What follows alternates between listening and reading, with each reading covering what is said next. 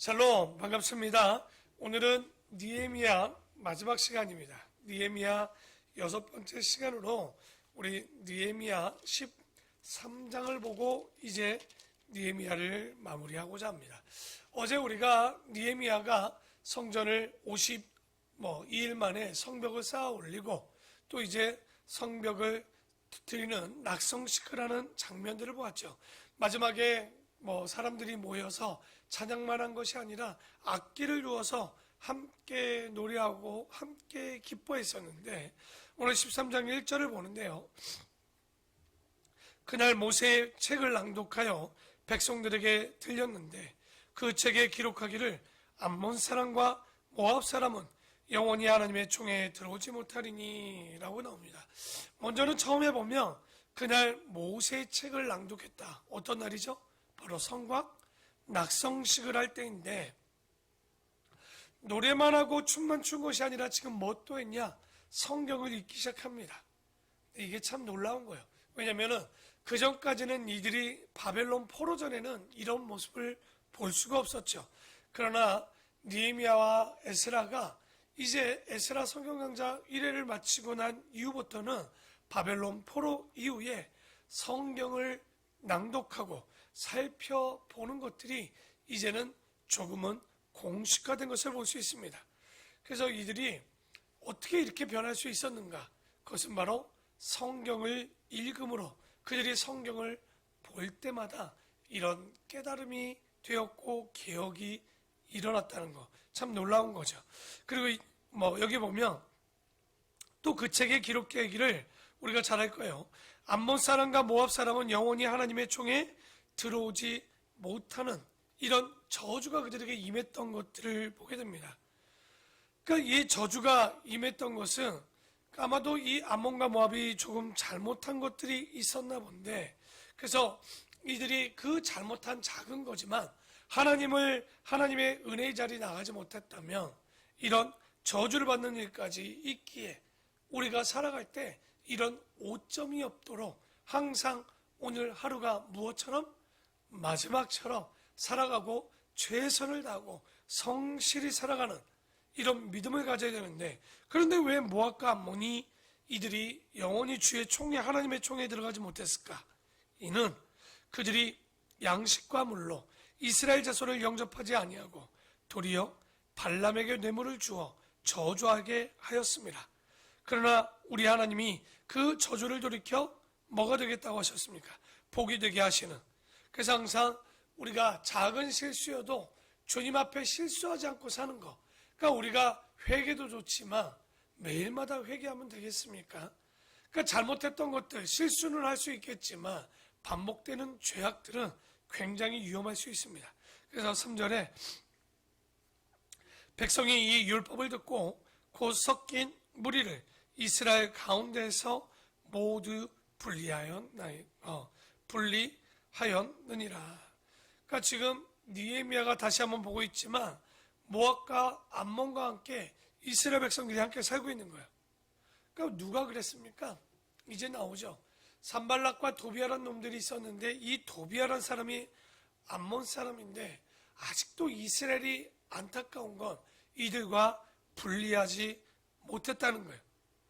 이전에 우리 하나님의 전에 방을 맡은 제사장 엘리야십이 도비아와 연락이 있었으므로, 여러분, 산발락과 도비아가 어떤 놈입니까? 성벽을 건축하려고 했을 때 협박과 모략과 더 나아가 느헤미야까지 암살하려고 했던 아주 극악무도한 나쁜 놈들이죠. 그런데 이 도비아를 제사장이라는 엘리야십이 뭘 했냐면 성전의 방 하나를 비워서 그에게 사무실을 내주는 일이 있었다는 거예요.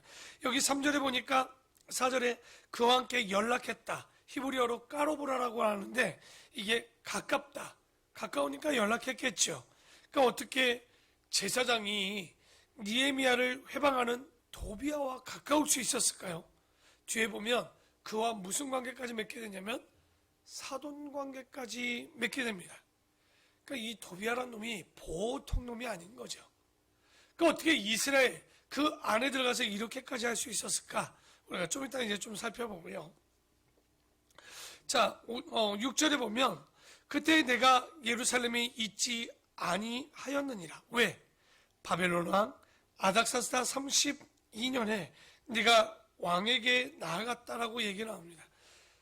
느헤미야 우리 1장에 보면 느헤미야가 아닥사스다 제 20년에 총독으로 이 이스라엘에 왔던 것, 제3차 포로 귀환의 지도자로 왔던 것을 우리가 인도자로 왔던 것을 봅니다.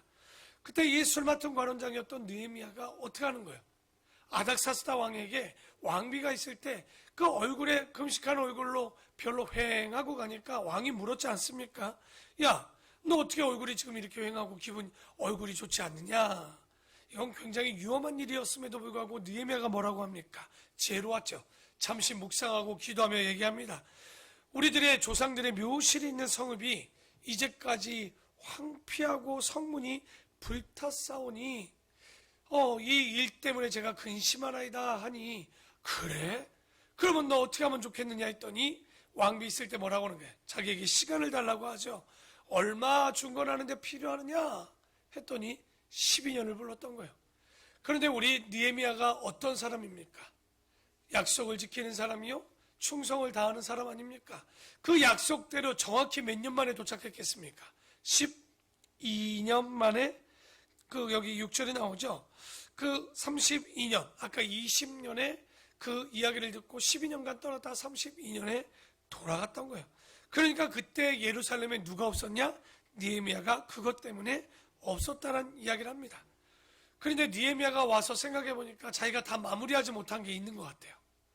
그런데 아무리 사람이 양심이 있지 돌아오자마자 다시 가겠다라고 얘기는 할 수 없지 않습니까? 그래서 왕과 함께 이렇게 조금 지내는데 왕은 너무 좋은 거죠. 아유 이 친구야 오려면 진작에 오지 이게 무슨 일인가. 밖에 누구 없느냐? 항상 있지 않습니까? 술 좀 갖고 와봐라. 이 느헤미야가 아닥스다 왕과 함께 정말 함께 마시며 기쁨을 누리고 있는데 반갑기는 반가운데 느헤미야의 마음은 편치가 않습니다. 그러니까 바로는 얘기할 수 없지만 왕이 회포를 풀고 기분이 좀 좋았다 싶을 때쯤 왕에게 가죠. 왕이시여, 왕이 만일 좋게 여기신다면 왕의 목전에 은혜를 얻었사오니 저에게 뭐 해달라는 거예요? 며칠 말미를 달라고 합니다. 그러니까 항상 우리 여기 얘기하지만 며칠이 며칠이겠습니까? 왜냐면 도착하는데 4개월, 또 다시 가는데 4개월. 이게 오가는 데만 1년이 걸리는데 적어도 1년 이상의 시간을 다시 달라고 하는데 그 왕이 또 안 줄 수 있나요? 다시 주었죠. 그런데 이때 이스라엘의 상황을 우리가 한번 기억해 봅시다. 에스라는 이미 돌아가신 것 같아요. 그리고 느헤미야는 낙성식을 하고 난 이후에 이제 예루살렘, 이스라엘을 떠나서 이 이스라엘 공동체에서 지금 있지 않았는데 문제는 7절에 보니까 예루살렘에 이르러서야 다시 도착한 거죠. 그러니까 6절과 7절 사이에는 시간 차이가 또 있겠죠. 예루살렘에 이르러서야 엘리야십이 도비야를 위하여 하나님의 전뜰에 방을 만든 악한 일을 그제서야 알게 되었던 거죠. 근데 천하의 나쁜 놈이 이 도비야에게 어떻게 방을 줄 수 있었을까요? 분명히 이스라엘 백성들도 알잖아요. 우리 느헤미야가 성벽을 중건할 때 누가 와서 방해를 했어요? 도비야와 산발랏이 와서 하지 않았습니까? 그런데 어떻게 이게 가능했느냐? 여러분 그 전에 기억나죠? 느헤미야가 있을 때도 많은 사람들이 도비야가 선한 일들을 많이 했다라고 지도자도 제사장도 와서 이런 일들을 했다는 거예요.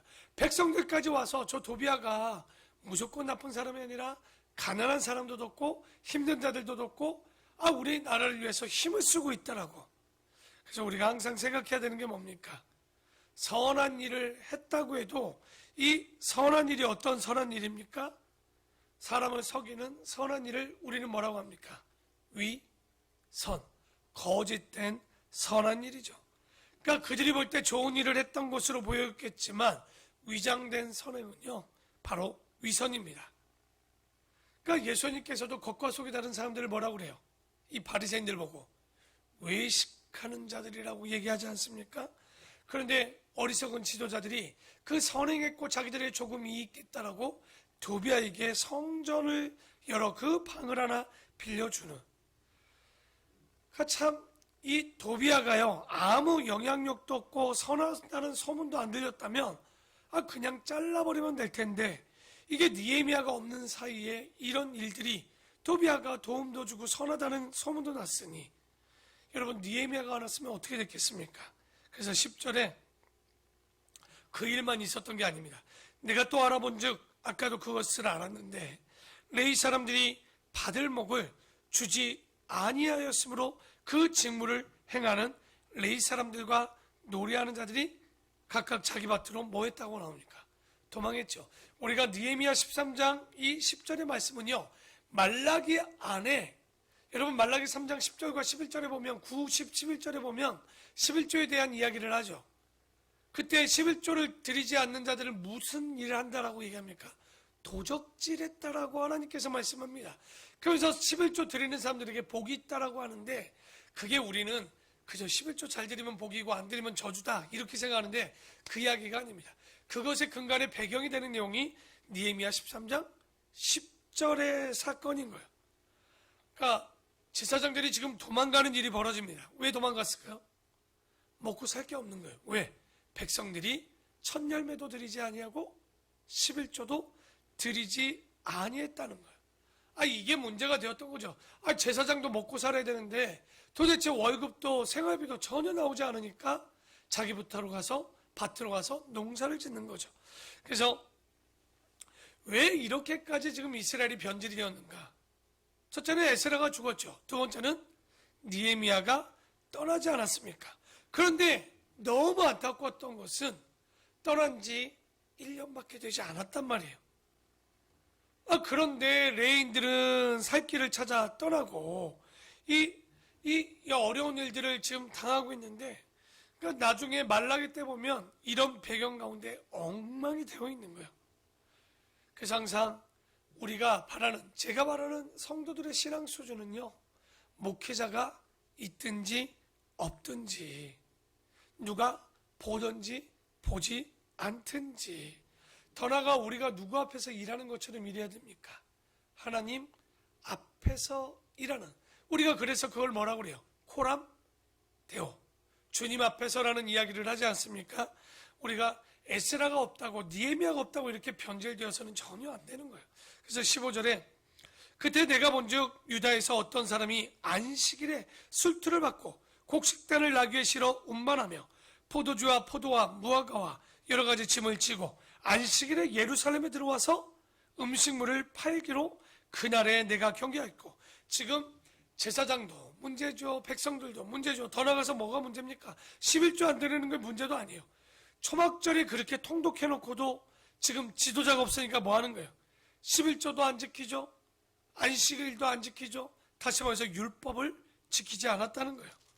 그래서 23절에 그때 내가 또 본즉, 뭐 이렇게 많이 봅니까? 유다 사람이 아스돗과 암몬과 모압 여인을 맞아 아내로 삼았다는 거예요. 여러분, 에스라가 놀랍고 그 추운 날 옷을 찢고 수염을 기르며 자기 털을 뜯으며 울며 슬피 울었던 원인이 뭐였습니까?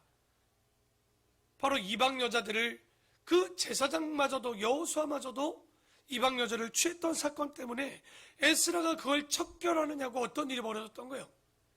그 내쫓겼던 여인들, 이방 여인들의 가족들과 족속들이 와서 성벽을 회폐하는 그런 일들을 다 봐놓고도 사람이 죽임당하고 끌려가고 정말 슬픔밖에 남지 않았는데도 불구하고 다시 이 일들이 반복되어 일어나는, 참 신앙이라는 것이 순간이라는 것도 우리가 깨닫게 됩니다. 그래서 26절에 또 이르기를 이쪽에 이스라엘 왕 솔로몬이 이 일로 범죄하지 아니하였느냐? 그는 많은 나라 중에 백일 왕이 없이 하나님의 사랑을 입은 자라. 하나님이 그를 왕으로 삼아 온 이스라엘을 다스리게 하셨으나 이방 여인이 그를 범죄하게 하였나니. 이게 무슨 일이라는 얘기예요? 왜 솔로몬이 범죄하게 됩니까? 이방 여인 1000명의 여인과 정략적인 결혼을 통해서 바로 이스라엘이 정말 우상 섬기지 말라는 하나님이 가장 슬퍼하는 일들을 그들이 하나님 앞에서 범하고 있었다는 거. 그런데 이 일들 때문에 나라가 망하고 성전이 회파됐는데 또 이 일들을 시작한다? 참 이게 놀라운 일이죠. 그러니 27절에 너희가 이방 여인을 아내로 맞아 이 모든 큰 악을 행하여 우리 하나님께 범죄하는 것을 우리가 어찌 용납할 수 있겠느냐. 그러니까 이 모든 일들이 딱 느헤미야가 페르시아에 1년 갔다 온 사이에 이 모양이 되었다는 거죠. 누구도 안 됩니까? 제사장도 안 되고 방백도 안 되고 하나님이 세운 지도자라는 이 사람들마저도 누구도 되지 않는다는 거. 그러니 28절에 대제사장 엘리야십의 손자 요야다의 아들 하나가 호론 사람 산발랏의 사이가 되었으므로 네가 쫓아내어 나를 떠나게 하였느니라. 그러니까 도비아는 사무실을 차리죠. 산발랏은 사위를 삼고 있죠. 이 모든 일들을 보니 이게 지금 어떻게 흘러가고 있는지. 그러니 다시 한번 느헤미야가 아주 단호하게 그들을 끌어버리는 또 이런 일들을 하죠. 그래서 우리가 느헤미야를 마무리하면서 잘 배워야 되는 것은 뭐냐면 우리가 느헤미야 시대의 사람처럼 되어서는 절대 안 됩니다. 모든 성도가 누가 되어야 되는 거예요? 에스라가 되고 느헤미야처럼 돼야 되는 거예요. 그런데 적어도 그렇게 살려면 여러분 우리가 신약시대 이후에는 뭡니까? 만인 제사장 아닙니까?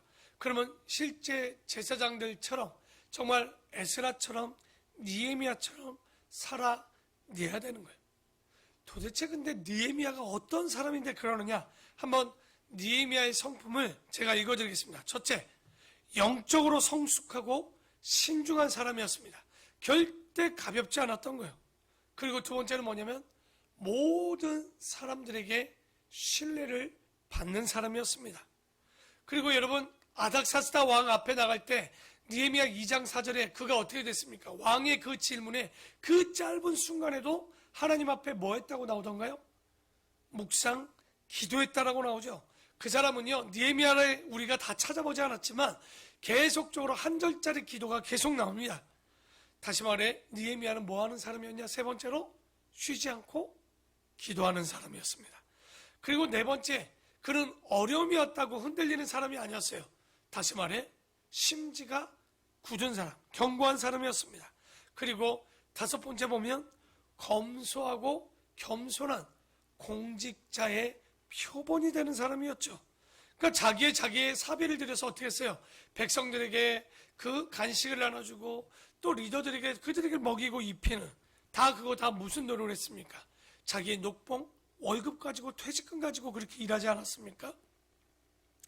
그리고 여섯 번째, 그는 도착하자 며칠 만에 바로 성벽과 백성들을 살피러 나가죠. 다시 말해 여섯 번째로 보면 일을 두고 쉬지 않는 사람이었습니다. 그리고 일곱 번째 보면 시비를 두고 분명한 사람이었어요. 옳고 그름이 정확했다는 거죠. 그리고 공직자임에도 불구하고 공과 사가 분명히 구분되어져 있는 공사를 구분할 줄 아는 사람이었습니다. 그리고 아홉 번째는 멸사봉공의 정신을 가진 사람입니다. 멸사봉공이 뭡니까? 개인의 욕심을 버리고 공공의 이익을 위하여 힘써 일하는 사람. 그러니까 자신을 위해 살지 않았어요. 결론은 이스라엘을 위해서 산 것이 아니라 누구를 위해서 살았습니까? 하나님의 나라를 위해서 사는 그 삶의 목적이고 사명이고 가치였단 말이죠. 그리고 열 번째로 보면 총독의 녹봉을 월급을 받지 않고 12년간 일을 하는, 참 쉽지 않은, 왜 12년간 봉급을 받지 않고도 일했겠습니까? 그 일이 의미 있는 일이었고 보람이 있었기 때문에 느헤미야가 이렇게 했던 거죠.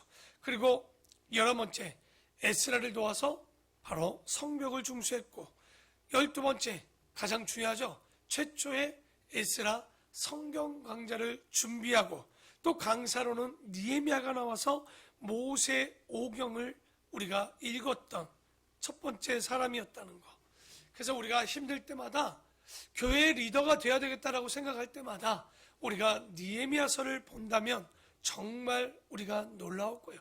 여러분, 에스라도 대단했지만 느헤미야가 대단했던 건 뭡니까?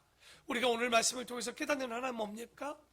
우리가 신앙이 있다 없다의 기준은 이런 어떤 기준이 있지 않는가 싶습니다. 여러분, 어려운 환경이 있을 때 우리는 어떻게 합니까? 우리는 환경만 놓고 기도하지만 그게 아니라 사람이 필요하다는 거예요. 사람이 온전하면요, 환경은 의미가 없는 거예요. 여러분, 다니엘이 그때 환경이 어땠습니까?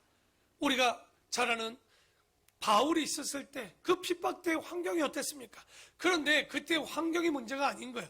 정확히 보면 사람이 문제였던 거예요. 여러분, 교회의 문제는요, 절대 환경의 문제가 아닙니다. 헌금의 문제가 아니에요. 다 보면 우리 자신 사람의 문제였다는 거예요. 오늘 느헤미야의 12가지 그의 모습들을 보면서 야, 기도하는 사람, 말씀 보는 사람, 자기가 맡은 일에 충실한 사람, 정직한 사람, 예의 범절한 사람, 제가 끊임없이 에스라 성경 강좌뿐만 아니라 대화 설교를 하며 외치는 게 뭡니까? 우리가 신앙, 믿음을 가지고 믿음을 바라보며 성실하고 정직하고 충성되고 예절된 사람, 그게 바로 느헤미야였다는 거죠. 요셉이었다는 거죠. 그게 바로 우리가 자는 다니엘과 그 친구들 아니었겠습니까? 그래서 오늘 이 말씀을 가지고 우리가 이 어려운 시기에 에스라와 느헤미야를 보는 것은요, 어떤 사람을 본받아야 됩니까? 바로 그들을 본받아야 되겠죠. 그러나 본받는 것으로 끝내서는 안 됩니다. 바로 이런 사람이 되어야 되는 거예요.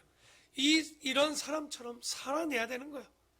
우리가 시비가 정확하고 공사가 구분이 정확하고 사람이 아니라 하나님을 위해서 일을 하고 자기 어떻게 보면 멸사봉공의 정신을 가지고 내가 아닌 하나님 나라를 위해서 일할 때 하나님께서도 우리의 환경을 변화시켜 주실 것이고 우리를 변화시켜 주실 것이고 교회를 변화시켜 줄 줄 믿습니다.